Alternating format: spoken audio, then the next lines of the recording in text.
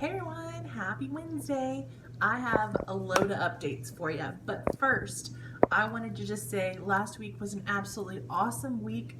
I know we had some low points because of the storm, but let me tell you what the high points were. Absolutely incredible teamwork. I mean, this is not just a gimme. I was so impressed. There's almost too many people to call out individuals by name and action.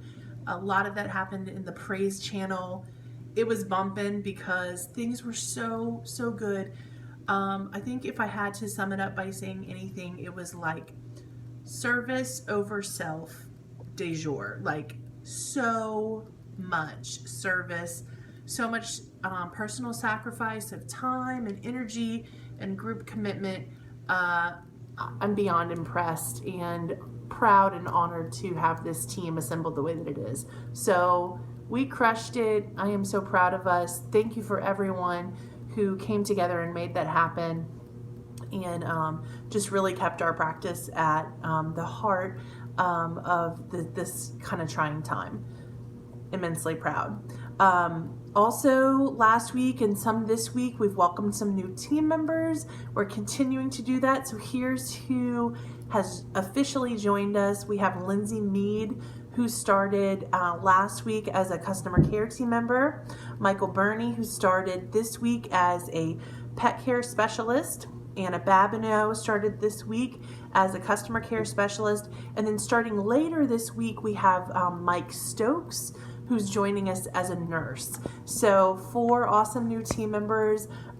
Sprout School is alive and well, happening in apartment D. If you haven't seen it, Alex has set up a really precious space that simulates a little miniature hospital. So she's got a dedicated space to get people started. Other managers will be able to do some training in that area too. It's a working space. So really proud to have that going. Again, welcome to those 4 new team members. We're honored to have you. As my intro suggested, you've just joined an awesome team. I am super proud. Okay, here's some reminders this week. A couple reminders, not to sound naggy, but to be serious. I'll continue to remind you of these things as a group and as individuals until we have it down. So, phone answering, still an immediate need. We have done really well, but I want to make sure that I keep saying this until everyone gets it. It's everyone's responsibility to answer the phones, and you just stop what you're doing and answer the phones. Pretty much unless you're doing CPR or triaging a patient that's in absolute critical condition, you need to stop and answer the phone if you hear it ringing. A ringing phone doesn't indicate that someone else is going to answer it. If you hear the phone ringing in a working area outside of the call center, that means it's already rang 3 times in the call center. So you need to understand that that means that client is on their 4th ring before you answer. As a caller who's calling somewhere, when you hear a phone ringing for the 4th time, you begin to get concerned. You're like, should I hang up? Is this gonna come together for me? Am I about to hear a voicemail? So you want to know that, and you also want to know that because of our new phone tree system, a client's already heard the voicemail system and they've chosen that they want to speak with someone. So they want to speak with you. Answer the phone. Just make sure that you get that. The next thing, again, on the verge of naggy, but you gotta know, I don't want to nag. I want you to fix this. Treat the break room and the bathroom better than you do your own home.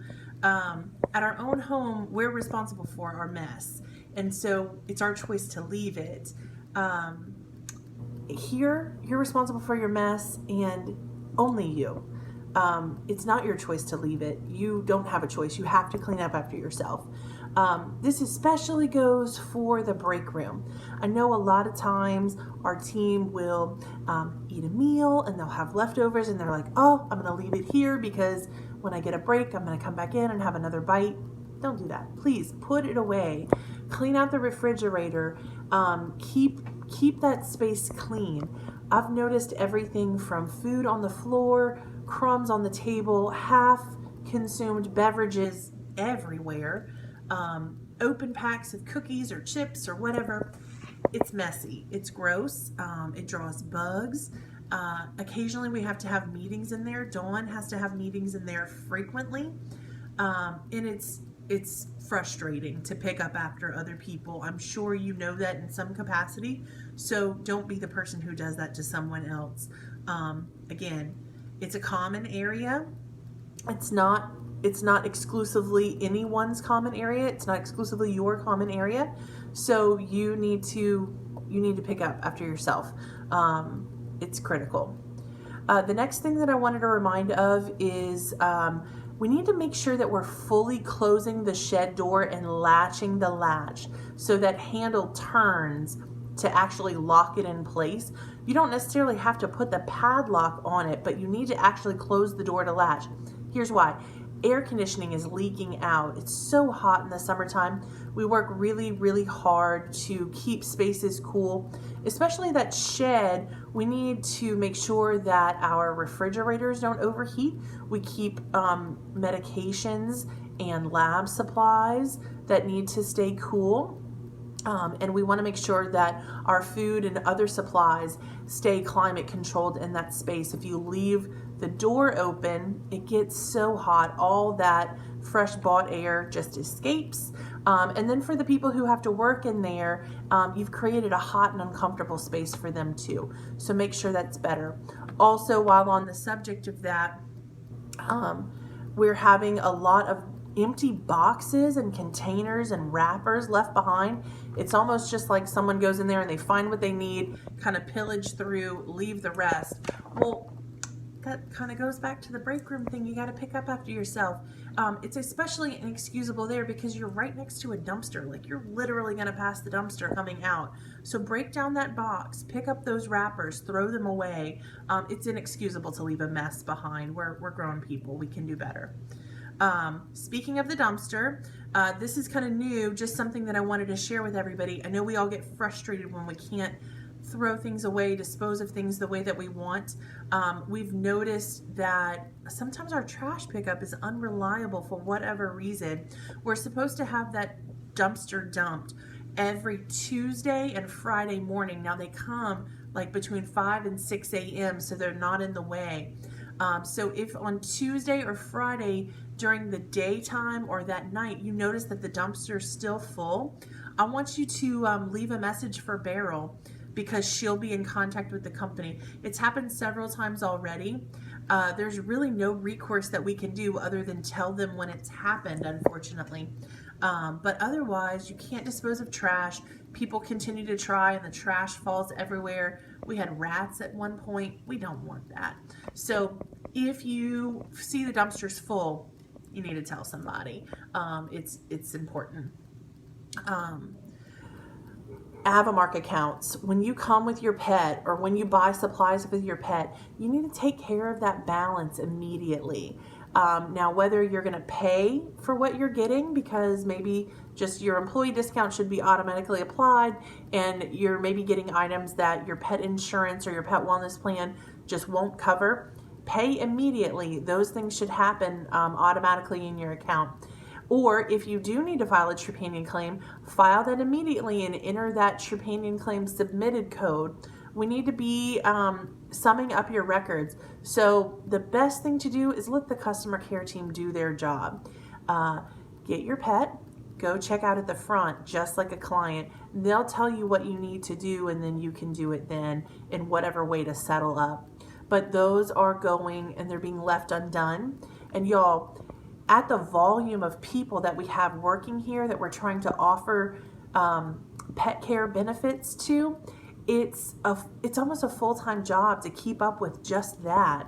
And that's not something that our system allows us the money to pay for. So in order to keep offering you benefits, you have to do your part and take care of your records. Again, sorry to be a nag today, but these things are getting out of hand and it's becoming really difficult to control and give everybody those benefits. I don't even want to talk about taking them away, but you have to be thinking in your mind that that's a consideration that we'd make later on if it doesn't improve. So help her. Okay, now on to the new. We as a practice, we are good at a lot of things, but one weak area that we have is combining services between the hospital and the resort. And that's because I believe every craft, every art takes time, and each department wants to take their time with those, which is really, really good. That's what I've been encouraging you to do. That's how we avoid mistakes. However, we also know that simultaneously clients will set expectations for us if we don't clarify them. So when it comes to a pet owner who calls us wanting to combine services, as an example, maybe they have a dog who has an ear infection, but they also want that dog to be groomed. So they want the grooming and they want the ear infection checked out while they're here. That would be what I'm considering a combined service, and those things take a special balance to get them both done in a day. Other examples would maybe be daycare and a bath, daycare and a wellness, grooming and a wellness, even services like a teeth cleaning and a wellness exam. Those combined services just mean it's going to take longer if they're going in between departments at the same time. So what we've decided is just kind of the golden rule is if you have a pet who's receiving services from 2 departments within a day, that we need to automatically tell them that their pet needs to be dropped off first thing in the morning and won't be ready until 5 p.m. that evening. Now on Saturdays for the resort, we close at 4, so that rule would be that they would be ready by 4. So we just have to make sure that we are always educating owners on the front end of that. And then the last part is that they should know that if their pet is finished earlier than that, that we're going to give them a phone call letting them know when the soonest that they could be picked up is. Just wanted to make sure that we all get a handle on that. Ideally, we like to have them start at the hospital before they go to the resort, but there are some instances where the teams need to talk to figure out what's going to be best for the pet. Let's say that they have an ear infection. We probably don't, although we want them to be seen, we know that if they're going to go and be groomed and they need a BNT treatment, that after the bath part, they're going to have to come back to the hospital to get that BNT treatment. All those things can kind of work out in the day, but you can see how they would take time. So I'm mostly leaning on my customer care team, who's going to be confirming appointments and making appointments, in taking pets, and communicating with owners about this multiple service aspect. You need to make sure that you are setting the expectations with the client that these things won't be done until 5 o'clock. However, I'm telling everybody, because just like with the phones, everyone's responsible for caring for clients. So although it's the majority of the customer care team, in this case, if you're filling in for someone or if that client ends up in your care, it's going to be your responsibility to educate them. Combined services, not ready before 5 p.m. I mentioned before about the Zoetis rewards. We are going to be taking a closer look at cleaning up that process coming up. Right now, primarily, Charlie, Dawn, and myself are working on different aspects of that to pull it together. Hopefully by next week, we'd like to be ready to share that with you. I kind of like to always get the ball rolling when I can and give you that that heads up beforehand. This is an incredible program, actually. It covers so many processes.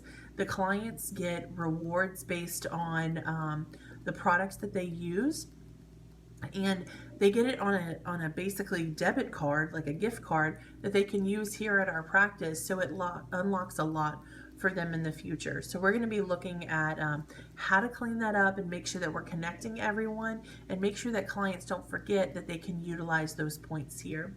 So we'll let you know when that comes together. Until then, just remember to educate people on it. Do your part as you can now. We'll formalize it as soon as possible.